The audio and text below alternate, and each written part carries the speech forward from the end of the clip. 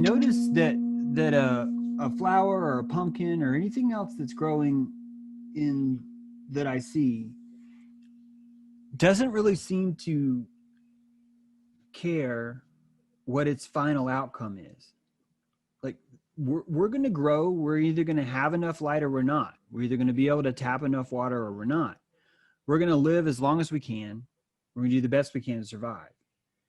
But there's not this notion in plant life or even in animal life that it's like this entire life was a failure because I wasn't tall enough or I wasn't this enough or I wasn't hard enough or whatever. And that as I notice how everyone else around me is slowly suffocating the system that I'm trying to survive around, believe it or not, there's kind of a peace that comes over me when I realize the things that are outside of my control are exactly outside of my control.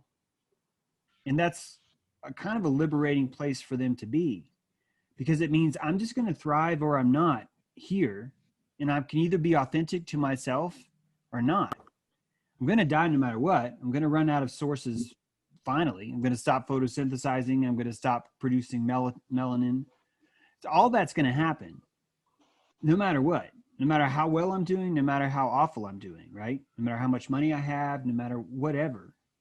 And there's a peace that comes to that. So even no matter how bad, quote, quote, the world looks to me, even for me to call it bad with what's happening is really quite a judgment of myself, which puts me back in victimhood.